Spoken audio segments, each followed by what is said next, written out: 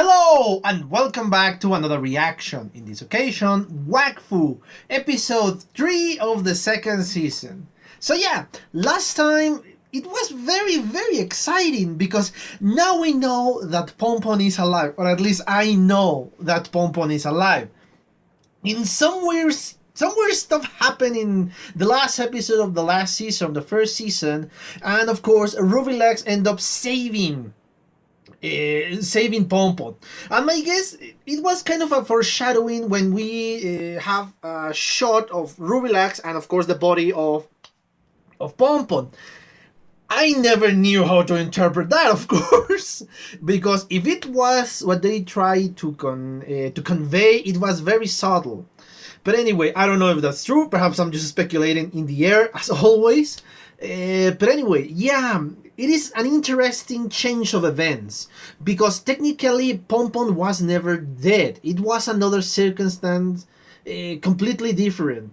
Perhaps it was dead and it was revived. I don't know exactly what was going to happen or what happened there. Anyway, yes, I am so happy that he is alive because now there is a chance for him to return to the original group, to all of them. Oh, that is going to be so neat. Now, I just need to know how the hell that is going to happen. I just need to know how are they going to bring back Pinpin or Pinpin's mind into his own body. Because, yes, I think the body is... well, these two instances, the mind and the body, are connected still in some regard. Because, yes, the body cannot hurt Evangeline. Even if Ruby-Lax is in control of said body, the body refuses to hurt Evangeline, which is a good hint there. That means there is a connection between the mind and the body. But how are they going to return him to his body? That is an interesting premise. And yes, boy, that cliffhanger in the last episode was so exciting.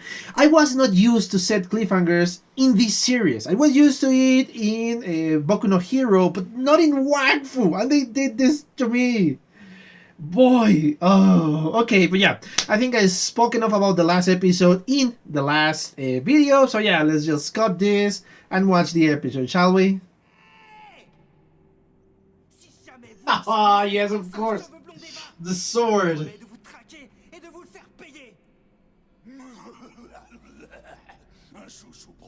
No, that is not a Shushu.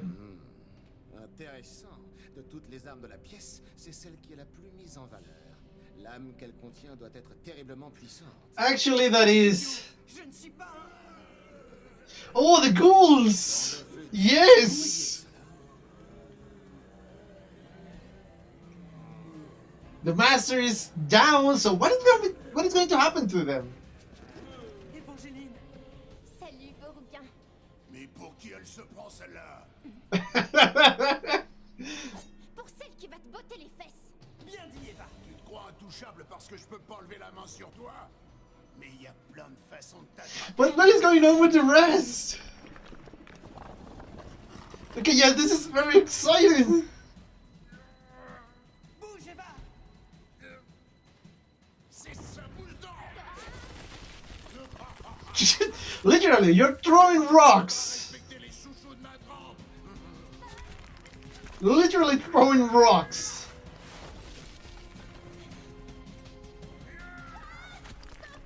Tu peux pas dire à ton I don't think that's going to work. Stop, corps de moi. Hein? What? It worked? Exactly, it worked?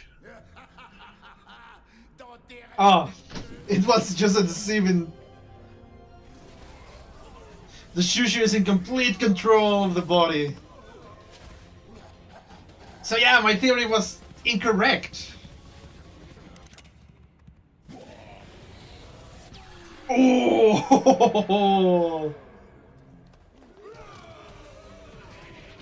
Oh!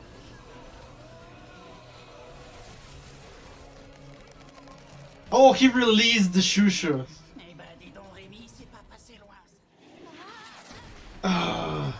No! Not that one! What? It just got Salut tout le monde. Quelle saleté de with an ugly face. pas tort. Il y en a qui manquent vraiment pas d'air. Ah, y a plus de respect, mes bons amis. Hein? Cette épée, c'est celle qui était suspendue au-dessus du trône. Et alors? Alors c'est forcément la plus puissante. Idiot, that is not a Shushu, you moron! What? Exactly what? Oh! Oh! Just a hair late.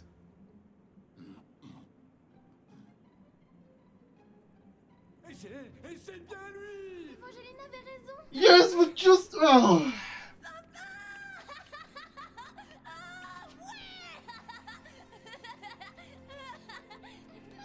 I love the utter confusion in Ruby-Lax. Pinpin, tu peux pas savoir comme ça me fait plaisir de te revoir. On te croyait perdu. Is he? Moi aussi, je suis très content de vous revoir, mes amis. Oh no! Complètement fou de joie. Oh god damn it! Freaking Ruby-Lax! Qu'est-ce que tu fais?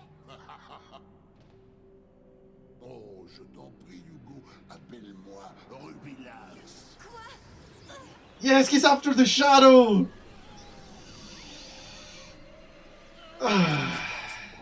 What? Pourquoi n'arrives-tu pas à Yes, exactly, why? Bien, mon cher Ruby-Lax, je crois que nous sommes en présence d'un cas extrêmement rare de pureté absolue. C'est ça. What? Blanc comme neige. This guy hasn't exited the kingdom of Ruby-Lax yet? J'ai hâte de te tester. Dans tes rêves, je ne serai jamais le chouchou du chasseur au chacha. Ça reste à voir. Yes, and Evangeline is after him. Oh. Holy! Non, elle est plutôt coriace, la petite. Ça, on peut pas lui enlever. Okay, she's. I don't know if mad or really, really concentrated.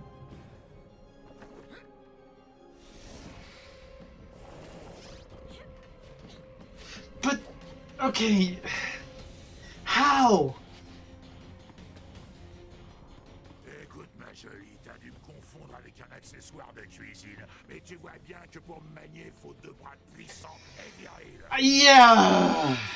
Les uns que les autres. Well, yeah, that's true. Ah, tu sais, enfermé là-dedans, d'après Okay, that's fair.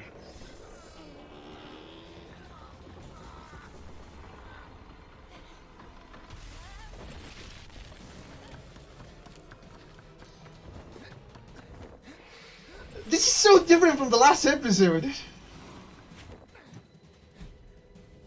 Oh man. I love the skill she has. The sheer speed. Holy. She's. I was like, oh, I'm always impressed. Oh, holy. Okay, I love this episode.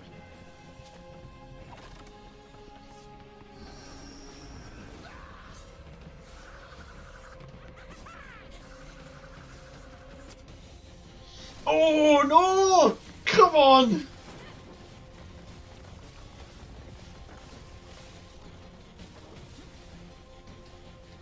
Yes! Oh, that looks so epic! C'est pour l'offre d'épaisseur. Ouais, c'est bien moi. Je vous ai manqué. Oh, okay, he's an important one. La vie sans toi est moins... Okay, yes, they are scared of that sword. Mais je pense avoir beaucoup mieux. No, you have nobody.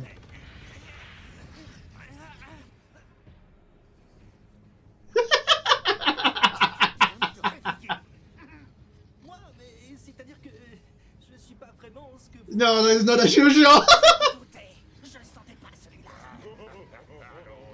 Vous pouviez pas me prévenir, vous? Ouais, ça va. Yes. Puis on a beau apprécié au reste des chouchous, hein. Faut bien qu'on te fasse quelques crasses de temps en temps. Dernière sommation. Oh, she's really angry. Well, yes, understandable. Oula, c'est toi qui as fait ça? Je compte jusqu'à 4 et vous échangez. I don't know if it's a trick or if he really doesn't care about the sword or just because being spiteful and he's going to keep the both. 2, 3. Evangeline! Yeah, I knew it. It was just a trick. Ah. Viens venir, la pauvre.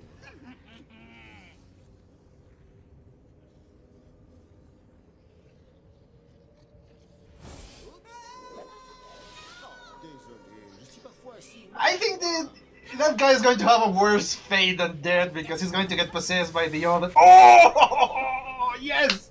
Oh, eh ben je crois qu'on est à égalité, hein, pour le coup. Non, car toi, tu es bien trop lourd. Oh! Faut que tu ne fasses plus de coups en douce. Une telle noblesse de cœur, Ah, ça mérite de faire un petit... yes, of course. Attention, Eva! He's always doing some tricks. And the idiot. Yes, you break that thing. Ça craque un petit peu. But it was his own doing, so yeah. She was noble and he was just a douchebag. Mon sauveur, tu as toujours eu un œil avisé. Oh, arrête! Tu vas me faire Oh. penser. J'en reviens pas que tu aies fait tout ce chemin pour venir me chercher. C'est toi qui me l'as demandé. Oui, mais tu... Enfin, si tu es venu, c'est que tu m'aimes un peu quand même. Vraiment qu'on sorte de là. Yes, you need to get back to your body. Ils se sont occupés de Ruby-Lax. Okay, those are the most dangerous ones, of course. Arrêtez les copains, je veux pas vous blesser. Holy! Oh, yes. Oh! Eh bien, nous y voilà, petit être pur. Es-tu prêt à affronter ton destin? Ah. Don't let me hanging there. Ah! Oh. What the hell? Okay, I need to check that later on. Yes, again, another cliffhanger, but this episode confirms something else that I had in mind. That yes, the ring was indeed Vampiro's ring. It was the same. I don't know how he get it, but he got it. Anyway, yes, a very exciting episode. It's a shame because it's another cliffhanger. But anyway, yeah, I'm gonna watch this again and be back with my comments. See you in a bit. Okay, I'm back. I just watched a second time the third episode of Wakfu. And yes, it is a three-parter and possibly more because now it's not completely resolved. Yes, Evangeline got the sword back, but something else is going on. Anyway, let's go little by little, and scene by scene. Yeah, the first one is exactly where we left off.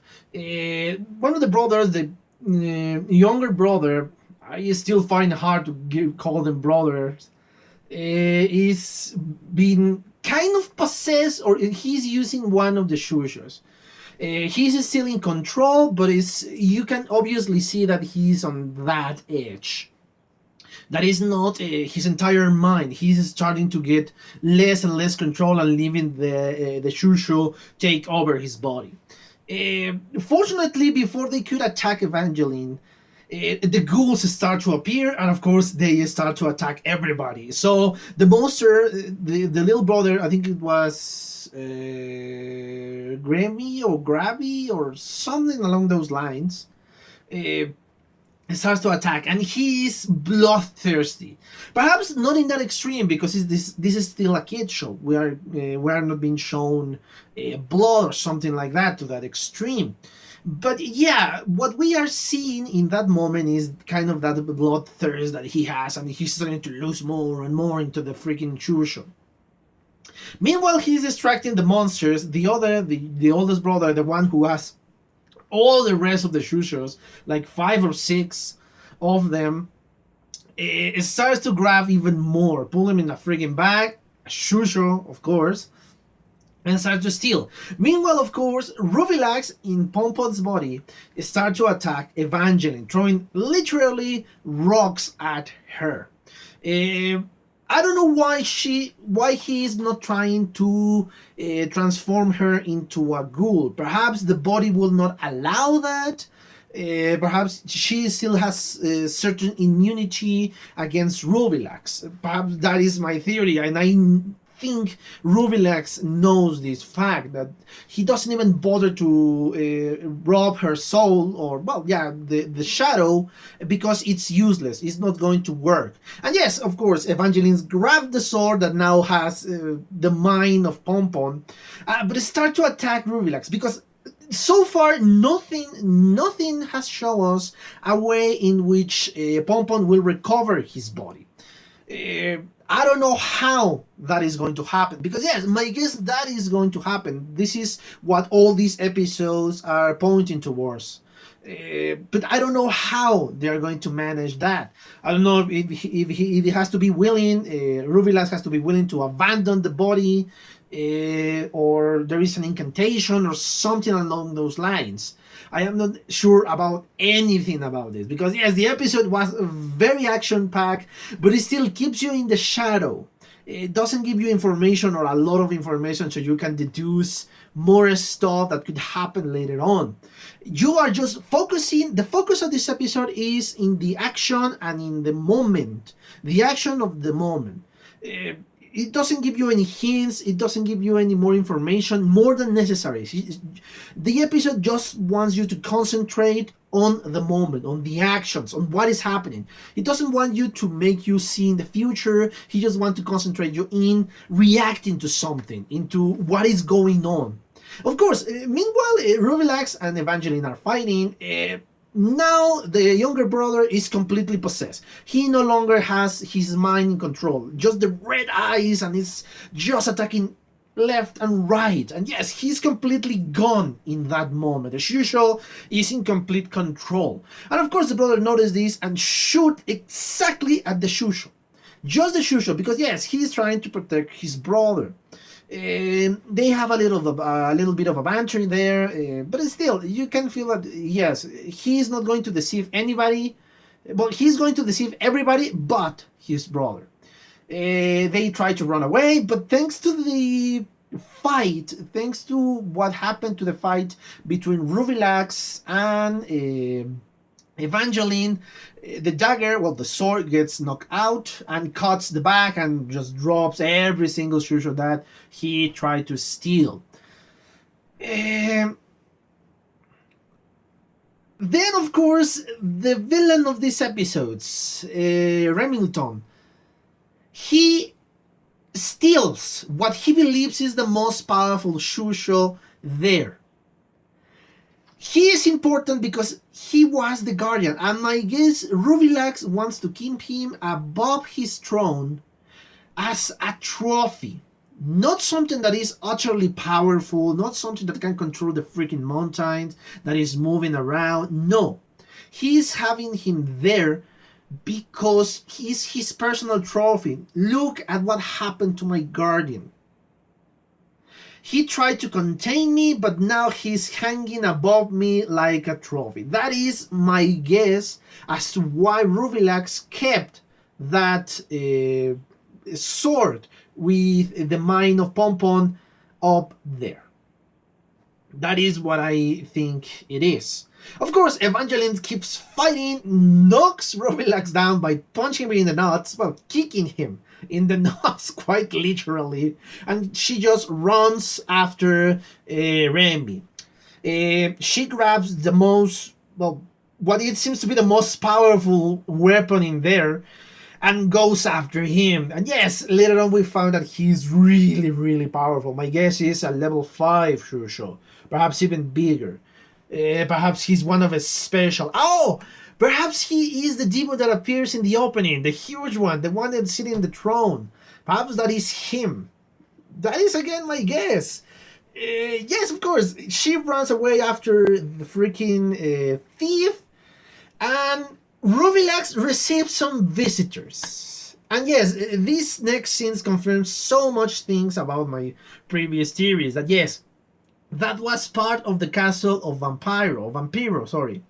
The castle of Vampiro, and of course, because, hell, even Yugo said so. And yes, that confirms that the rings, later on is more confirmed, that the ring is the same Shushu that they fought back against, well, Vampiro. They believe that is Pinpin, the one in there. Of course, the other three that just arrived thanks to return arrow believe that is Pinpin. That yes, who can blame them?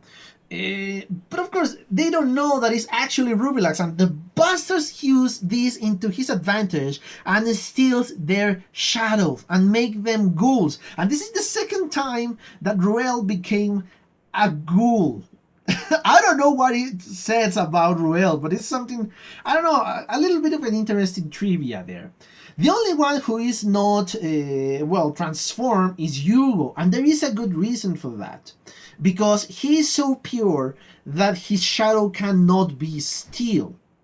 So my guess is that even if you have a tiny bit of impurity, you are going to, or you have the potential to become a ghoul. But since Hugo is this pure being, this noble being, he is, well, free from said curse. Unfortunately, he is not free from the rest of the ghouls. And yes, they are start to surrounding him and getting ready to attack him.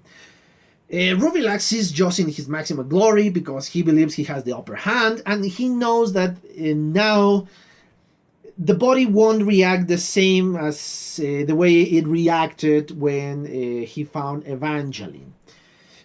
We make a little bit of a cut in a scene between us and Adamai. They are disappointed because they were left out of this adventure. I think there is a good reason. It's not malicious. That, oh yes, I want to abandon my brother. No. Of course, you can think like that because, well, that is what everything is pointed towards. But no, it was a complete emergency. Adamai didn't know where they were, and they needed to return fast because perhaps Evangeline was in a bigger danger, and so they need to be faster to go and reach her.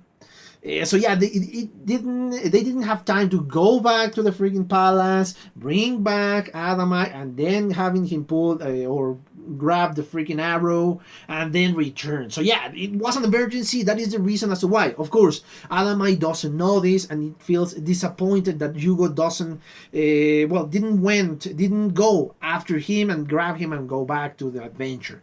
It's understandable, but of course, once he's explained, it makes sense that Hugo didn't go after him. So yeah, we continue the chase. The next scene is, of course, the chase after Remy.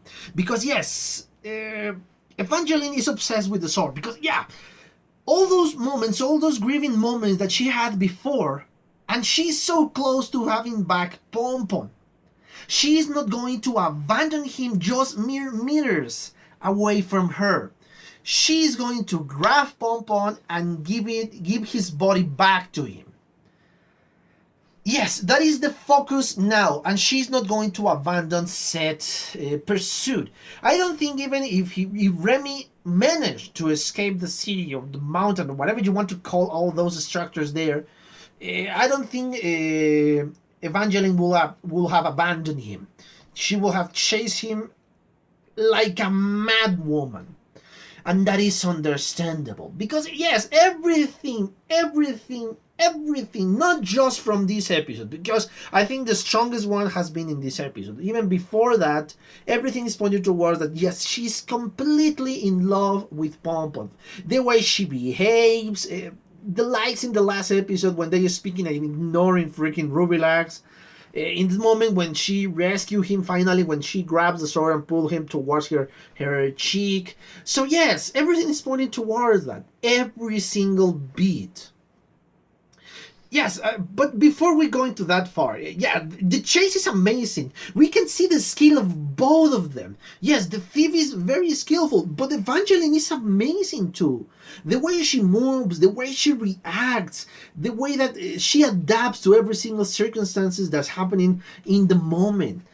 As I said before, this episode is more for a reaction than to planning everything else. No, it's showing an emergency, it's showing how well you behave in a quick reaction, in a quick moment that you don't have time to think and plan and all that. No, you need to act.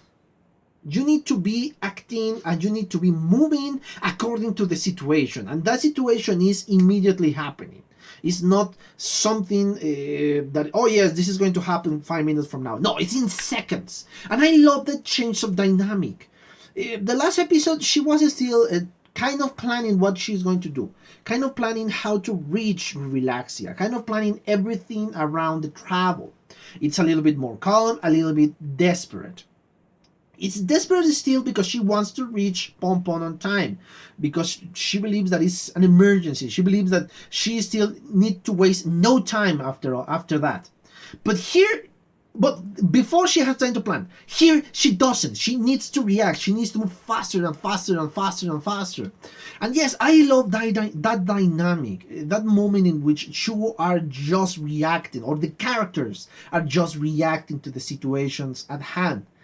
It's well presented, and yes, every single situation is against Evangeline, because the other guy kind of he just needs to run away. He just needs to move certain things behind him and move faster. Evangeline doesn't have that luxury because she doesn't know when everything is going to happen. This guy does, or kind of did, because he was provoking everything. Evangeline only was reacting to his actions. And yes, even the sword is very chatty, and yes, she's just underestimating her. Everybody is underestimating her. But kind of the theme at the end says, okay, this chick is really strong and really agile. And yes, I love the dynamic in this fight because they are fighting, but they are not stopping. So it's very fast. It's very how to say it? Very. I don't want to say dynamic. It's another word I'm looking for. It's very. Well, it's moving constantly. Is moving forward, not giving you a moment of rest, because yes, it's constant action. Thanks to the way this battle is being portrayed, it's really, really, really, you cannot stop, because if some of them stop, being the thief, Remy, or Evangeline, they are going to lose the other. For them, well, some of them are going to be caught, and the other one is going to be losing it. So yes, that is the point of all this battle. But again, in certain moments, we can see another aspect of Evangeline, the nobility that she has.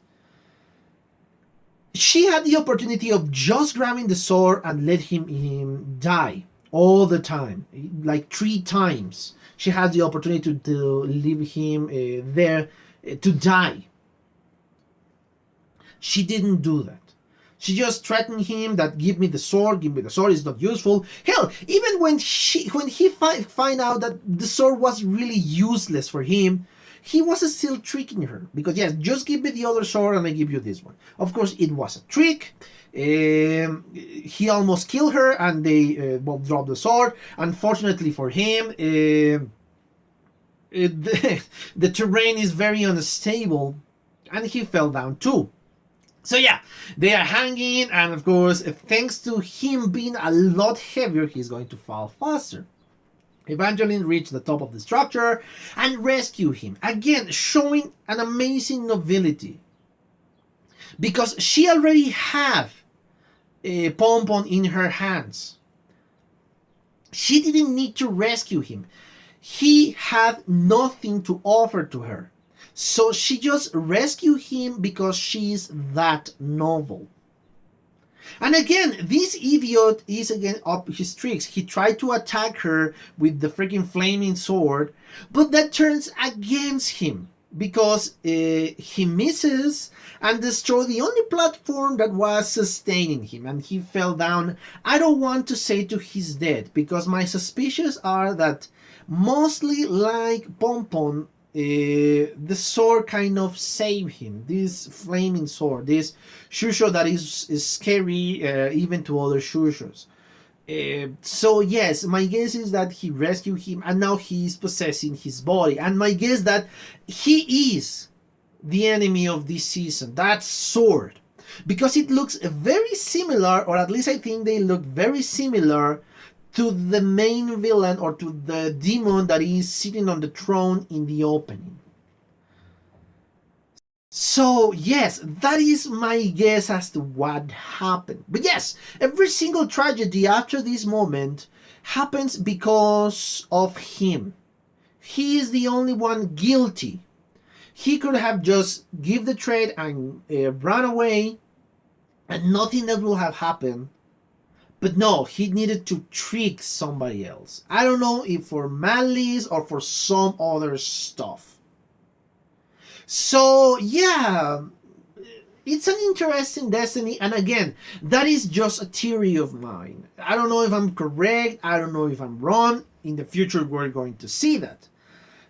So yeah, Evangeline again is showing the gestures I mentioned before, that he's grabbing the sword that now represents Pompon, and is very close to her, and she doesn't want to let him go, and they were speaking sweet words to each other. So yeah, this is just cement what we knew before that yeah, these two are completely in love with each other. So yeah, of course, the adventure is not over, because now we need to bring the mind of Pompon back to his body. How that is going to work, I have no idea.